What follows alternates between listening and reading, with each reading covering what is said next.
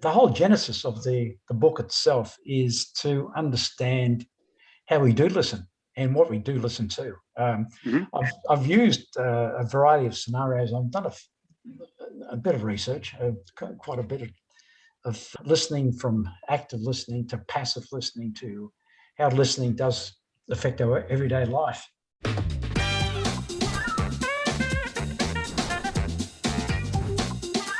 So joining me on the call today, I've got Ed Davis. Welcome to the call, Ed. Thanks very much, David. Lovely to be here. So look, I suppose today's call is about a book that you've just recently published called The Gentle Art of Listening. And I suppose if you want to maybe give us a bit of background as to the book and what sort of prompted the writing of it, it'd be great to hear a bit of the story behind the book. Oh, thank you.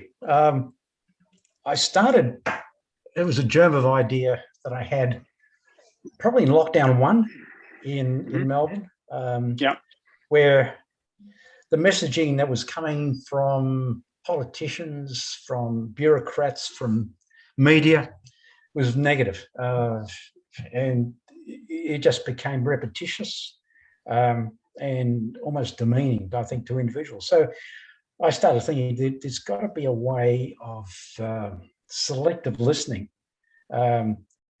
so that you're filtering some of this information. Otherwise, people are going to get mighty depressed, and I think probably that's occurred to a great extent. During, I think, lockdown 3 or 4, I think I probably put the manuscript down. I just didn't have the heart to pick it up, and I kicked myself into some sort of action in for lockdown 5 to complete it. The whole genesis of the book itself is to understand how we do listen and what we do listen to. I've used a variety of scenarios. I've done a bit of research, quite a bit of listening, from active listening to passive listening, to how listening does affect our everyday life. And I think I started with the understanding how the great orators have developed. And to a great extent, they were avid listeners. I've quoted a small piece in there of Winston Churchill before he became the orator that he was. I think at the age of about 17, he would go to Parliament and watch his father perform. So he used, and Churchill was not a great scholar. In fact, he was about middle of the road. But he picked up on how to articulate and how to project himself by active listening. The extent of that was that when Churchill was in his prime in delivering, John F. Kennedy, the 35th American president, he went to the US because his father was the American ambassador at that time, Joseph Kennedy. And he studied the way Churchill delivered. So he was a great listener as well. And I think we can all understand a bit about that. I've taken, I've had a bit of fun with this book. I think people need to have some fun reading it, because it's not all about, it's not a textbook. It's really a book that people can pick up at any part of the book itself. I do cover listening as a kid, because there are no rules when you are a kid until you're told what the rules are, usually when you're about 3 or 4, and then the parameters kick in by parents or others. But there aren't any parameters when it comes to listening as a child. I've got an element in here about sports coaching in particular, and how great coaches are great listeners. I've used an extract, and there's only 2 extracts in this, but a sports psychologist in the US, Phil Abrams, who does some coaching with the Premier League. He's got a soccer academy, and also he's a PGA golfer, but he's done quite a bit of work on listening in sport, particularly as a coach, and listening to young people and listening to kids that have got a million things happening in their mind, but listening to them before you can articulate and develop some sort of plan of or strategy if you're in a team situation. I've moved through. I've spoken about keywords, about how students can use keywords. Again, giving some examples there, and moving more into the softer areas of listening to the wind. We don't do enough of listening in our leisure time, and I've quoted three songs in particular that have got wind as their central theme. One was Frank Sinatra's "The Summer Wind," Demis Roussos, "My Friend the Wind," and that was about the wind blowing from the central part. And the protest song of Bob Dylan, "Blowing in the Wind." So, but listening to the wind and how that affects our everyday demeanour, I guess.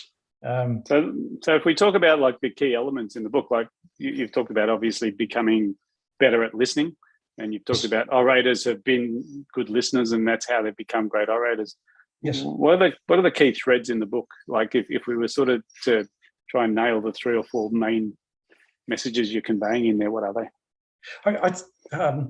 There's a separation between an active listener and a passive listener. I think we're all passive to some extent, but being an active listener means that you can you take in what you want to focus on, and any particular subject, or if you're in front of a job interview where you need to be concentrating on what the questions are and how you're expected to answer those. In fact, there is a little bit about listening in business, whether you're in sales, whether you're in industrial relations or the HR department. And generally, companies, the bigger they are, the tougher it is for people to talk, subordinates to talk upward. So by listening, you can pick up the theme of and articulate what the presenter's doing fairly quickly. What I'm trying to do in the business scenario is to have more of an open dialogue, an open communication by active listening between, say, the boss and the employee, rather than just a downward communication. Great. So what are the key tips that you'd be giving people? Like, if they were looking for the summarized version of the book, what are the tips? I think if we're more aware of listening, we can become better people.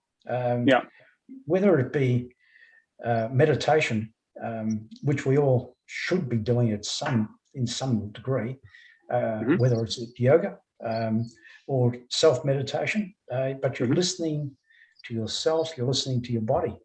And I think that's just so an important part of life. I think in the business sense, I think we are so easily distracted by multiple messages and activities around us.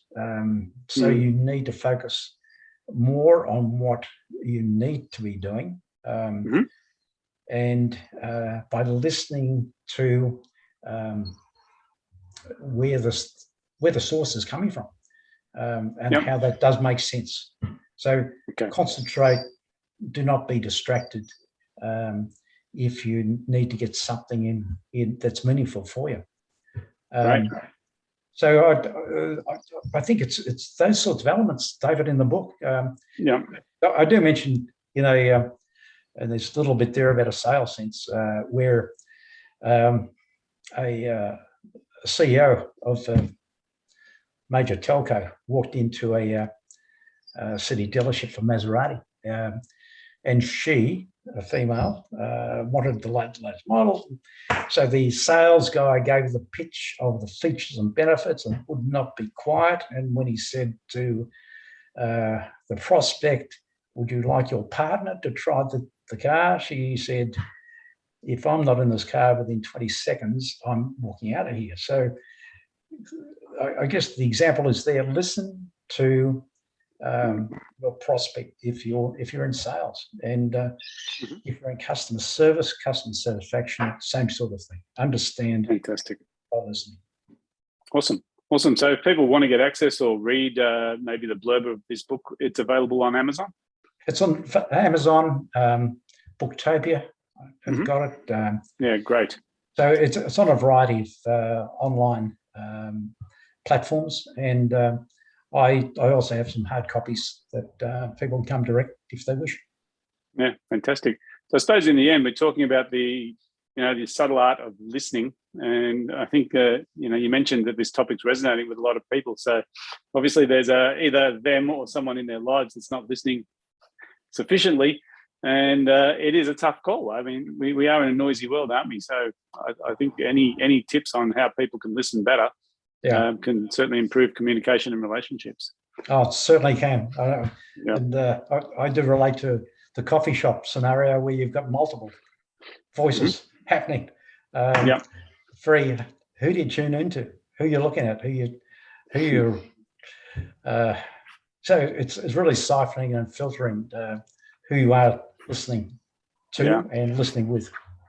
Yeah, fantastic. All right. Well, if anyone wants to get a copy of that book, Ed, I'm guessing it's easily accessible on the internet. The Subtle Art of Listening. By Ed Davis. Thank you very much, David. Pleasure. Great chatting to you, Ed. You too. Goodbye.